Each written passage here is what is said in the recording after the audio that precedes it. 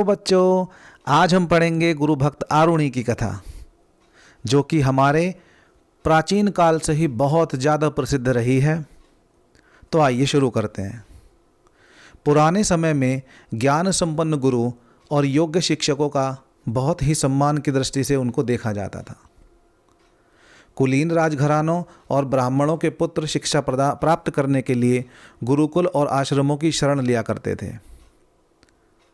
बच्चों, उन्हीं दिनों आमोद धौम्य नामक एक ज्ञान संपन्न गुरु थे, जो अपने शिष्यों के परम आदरणीय थे। गुरु धौम्य ज्ञान और पुरुषार्थ दोनों की ही शिक्षा प्रदान करते थे, इसलिए उनके पास निर्धन और संपन्न दोनों ही वर्गों के शिष्य आया करते थे। वह बिना भेदभाव के समान रूप से उन्हें शिक्षा प्रदान करते थे, और आश्रम का जो खर्च था बच्चों, वो शिष्यों के द्वारा की गई खेती से चलता था। शिष्यों को आत्मनिर्भरता का पाठ पढ़ाने के लिए ही गुरु ने उन्हें ये खेती या कृषि करने की आज्ञा दे रखी थी। वैदिक ज्ञान, कृषि, अनुशासन आदि क्षेत्रों में गुरु धौम्य के शिष्यों का दूर दूर तक कोई मुकाबला नहीं था। फिर भी उनकी आंखें किसी योग्य शिक्षक को, जो योग्य शिष्य था, उसे तलाशती रहती थीं। एक बार इंद्र के प्रकोप के कारण भीषण वर्षा हुई। जल और थल का भेद मिटने लगा। लगता था कि प्रलय आकर ही रहेगी। अब गुरु धौम्य अपने सभी शिष्यों के साथ चिंतित खड़े वर्षा रुकने की प्रतीक्षा कर रहे थे, और वर्षा थी जो रुकने का नाम ही नहीं ले रही थी। उन्होंने अपने शिष्यों से कहा कि लगता है इस भीषण वर्षा के कारण हमारी सारी फसल नष्ट हो जाएगी, और इस वर्ष आश्रम का खर्च भी नहीं चल पाएगा। अब गुरु की जो चिंता व्यक्त करने पर किसी भी शिष्य की कोई प्रतिक्रिया नहीं आई, यानी किसी भी बच्चे ने कोई भी जवाब नहीं दिया। सब मौन खड़े थे। इस भीषण वर्षा से भला कोई कर भी क्या सकता था।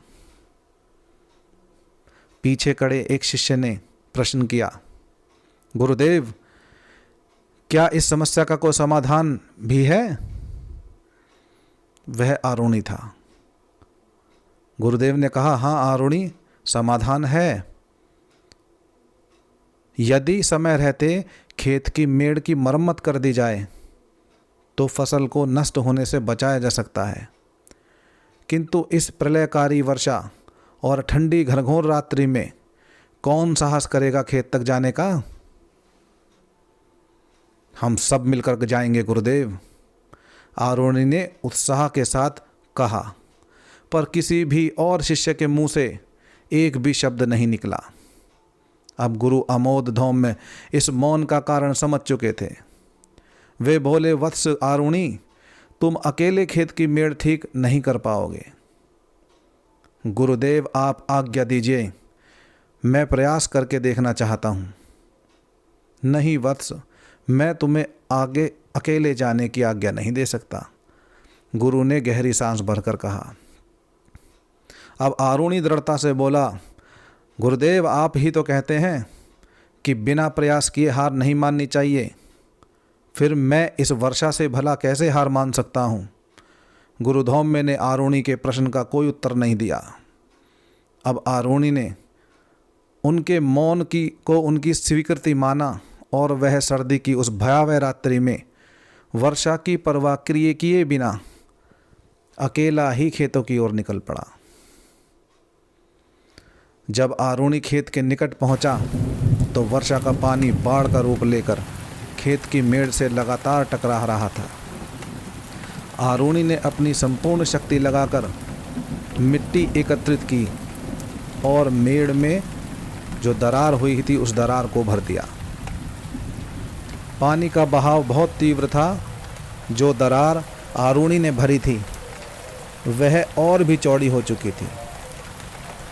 अब आरुणि दरार भरने के जितने भी प्रयास करता है, उसके सारे जो प्रयास थे वो उल्टे पड़ रहे थे। उसके सामने गुरुजी का चिंतित चेहरा घूम रहा था। उनके मौन में छुपी उनकी विवशता नजर आ रही थी। आरुणि किसी बड़े शिलाखंड यानी पत्थर की खोज कर रहा था, जिसे वह दरार में आगे लगाकर पानी को रोक सके। जब उसे कोई पत्थर न मिला तो स्वयं एक मजबूत शिला और पत्थर बनकर दरार के आगे लेट गए। वर्षा के पानी में अब इतनी शक्ति नहीं थी जो उस अभेद्य दुर्ग को भेद सके। आरुणि उस सुबह तक उसी तरह उस खेत में उस दरार के आगे लेटा रहा। ठंड के कारण उसका पूरा शरीर अकड़ गया, लेकिन उस भक्त और गुरु भक्त आरुणि ने असंभव को संभव कर दिखाया। सुबह गुरु ने देखा तो उनके आंत्रों से जो नेत्र थे, उनके नेत्रों से आंसू छलक आए। उन्होंने आरुणि के सिर पर प्रेम से हाथ फेरा तो आरुणि की चेतना लौट आई।